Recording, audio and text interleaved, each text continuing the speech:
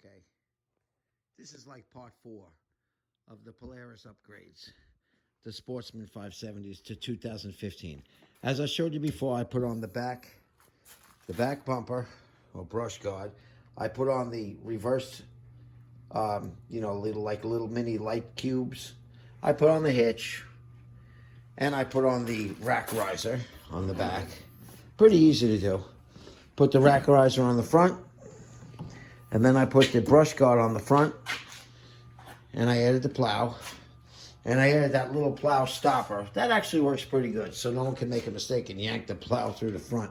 Now I added the light bar here, and then the 2 side shooter lights. Now what's cool about the side shooters, see how that's like got lights there shooting to the side, so to light up the side?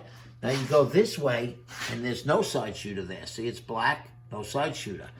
Then on this one, no side shooter. Go around, side shooter for this side. So that gives you an idea how you gotta, situate those with the light shooting to the side. And you could flip it upside down. See the mounting hole? So you could mount it either way with these little mounting pods. Now the mounting pod I got was supposed to fit 1.25 inch, which this actually doesn't. Look at the gap. And I put no rubber things in there.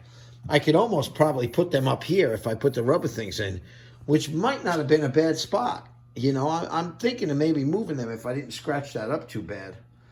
But this is what it looks like in the front. With those there, I also didn't want to block. I was going to flip it upside down, put them underneath. But then I'm blocking so much of the radiator. I thought that wouldn't be a good idea to block the whole radiator out with light bars. So I did it that way. And like you're saying, oh, well, this won't be able to open. It can. It can open up pretty far. And I can move these forward, too. I can flip the thing. I can make the lights go out the other way. I have the bars point. I can point them forward, and they'll go up a lot further. But it opens up fairly good. Maybe not all the way, but enough, I get in there. It opens up. Now, I did the heated hand grips, but I did not install them all the way. They're pre-wired. You got to test them. You got to wire them in. I tested them. Here's the red wire. Here's the hand grips, heated hand grips. These are the factory Polaris ones. Now, I'm waiting for them these grips to come in, the hand grips, before I install this. That's what I'm waiting for. Now, here's where I put the switches. The heated hand grip switch was easy. Behind this cover, which comes off with 3 screws, and one on the other side there, it comes right off, and then the speedometer cable just pop right off. You pop the cable off, you take this whole thing in the house, lay this on a carpet or a towel or something, flip it over, you're going to see marks in here. I already did a video about this. I used the Unibit to cut that thing out because it was too hard to do it with a knife. Now, as far as the other switches, I put them in the front. See? So you light it up.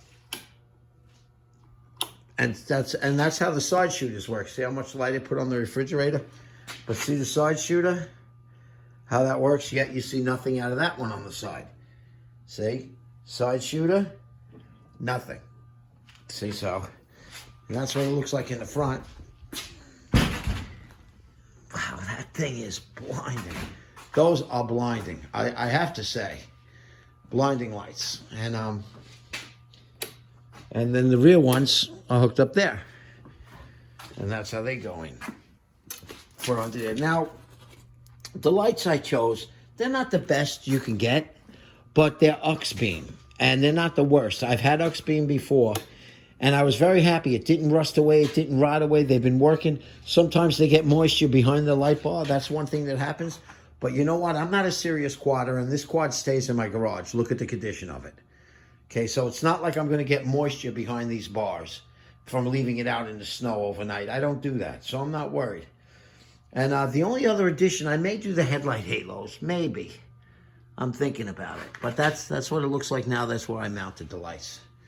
I think it looks cool. I like it. And again, the switches fit right there. I don't know if you like it that way. So when you're sitting on the quad, there's your switches. There's your heated hand grip. And there's your, I don't know if that's something that you guys like. Maybe not. But I found that's where to put it. Because over here, that's a big switch. I got too big of it. I could have put one this way, but to fit 2 of them that way, it would have been too much. And you got to watch that bar goes through there. So you know, you only got this area sideways and here. So I'm going to have to get another switch like this and put it here for the headlight halos. Or I could get that switch and put it up this way, but that's going to look stupid. I'd like to match it. So if I could get another one of these, even if I got another one of these high-low switches and put it there just so it looked good, and just do the halos on that, even if only one side of it worked. That's what I got to locate. So, whatever. I love my little Polaris. Also, I might do that upgrade where you can pop the sides out, that side removal kit that they do. And they talk about the relocation of the battery. Well, you know, the battery isn't a pain in the butt spot. You can get to it, but it's there. You can get to it. But you know what I'm thinking of doing? Leave that battery alone. It's new. What would happen if you just did a relocation kit and left that battery? So you do your relocation kit in the back there, where it's supposed to be, and then just run the wires to that battery. It'll make a nice mounting point. You could run 2 batteries. I don't know if that would burn out your alternator, but I'll tell you what, it'll be a lot better with the plow if you're doing a lot of it to have 2 batteries on once.